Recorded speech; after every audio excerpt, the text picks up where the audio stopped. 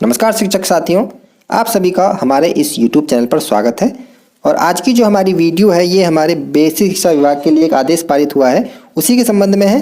क्या है ये आदेश और क्यों हम सभी शिक्षकों को इस आदेश को जानना जरूरी है, ये हम आज की वीडियो में आपको बताएंगे।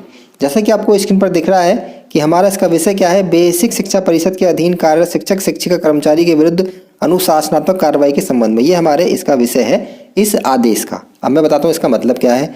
इसका मतलब ये है कि जब हमारे अनुशासनात्मक कार्रवाई का मतलब है निलंबन, यहाँ पर इसके संबंध में ही ये पूरा पत्र है।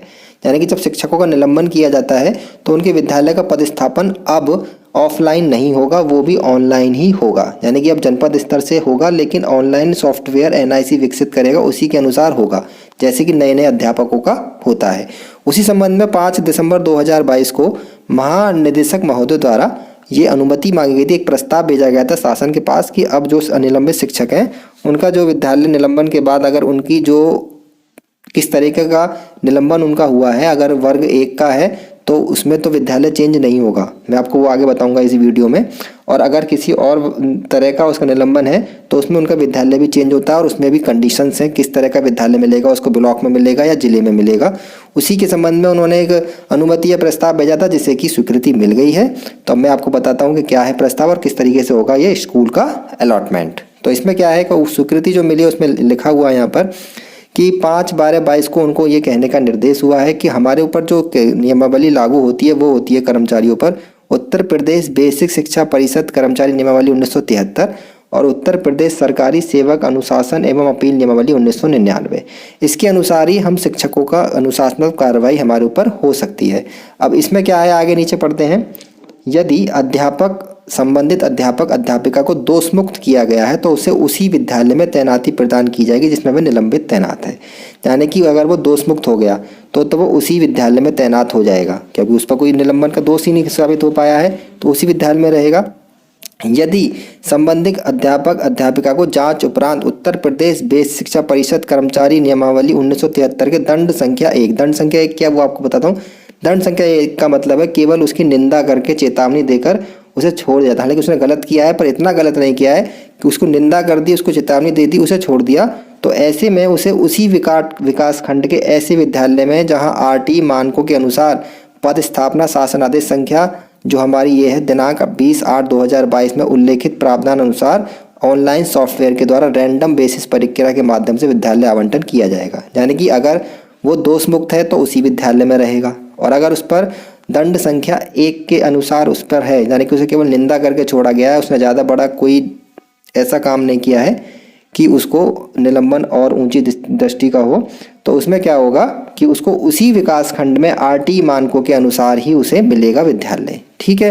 पर आगे इसमें ये लिखा हुआ है, यदि संबंधित अध्यापक अध्यापिका को जांच उपरांत उत्तर प्रदेश बेसिक शिक्षा परिषद नियमावली 1973 के दंड संख्या 2 से 6, दंड संख्या 2 से 6 में आता है वित्तीय, आपने कोई वित्तीय अनियमितता की है या फिर कोई अन्य तरह का है, वो दंड संख्या 2 से 6 हमारी इस नियमावली में अंकित है। खासकर इसमें वित्तीय नियमावली या फिर आप बहुत ही ज़्यादा किसी के आदेशों का उल्लंघन कर रहे हैं, उस चीज़ में ये दंड संख्या 2 से 6 आती है।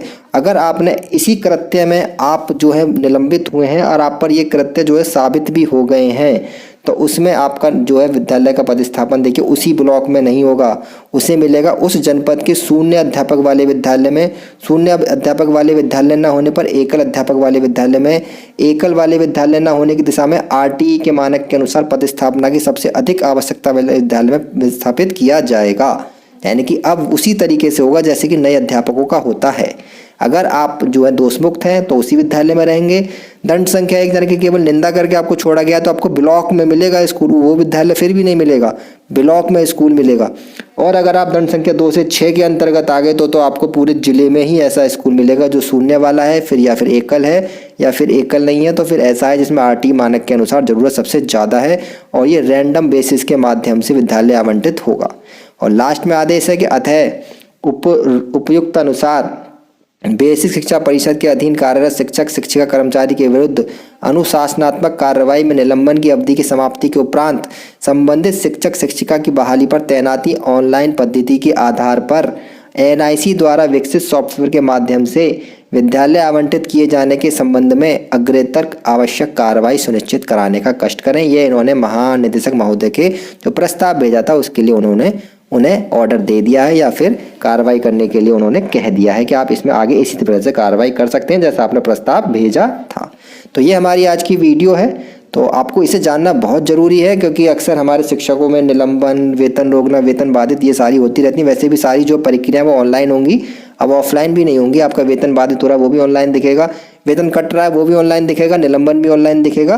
तो निलंबन के बाद स्कूल भी अब क्या होगा, ऑनलाइन ही आपका अलॉट होगा। तो आज की वीडियो यही इसलिए हमारी जाननी जरूरी थी, हमें इसकी जानकारी होनी चाहिए। वीडियो यहीं खत्म होती है। अच्छी लगी चैनल को लाइक कर देना, शेयर कर देना और सब्सक्राइब इस वीडियो को चैनल को सब्सक्राइब कर देना, वीडियो को लाइक और शेयर जरूर कर देना। धन्यवाद, थैंक यू।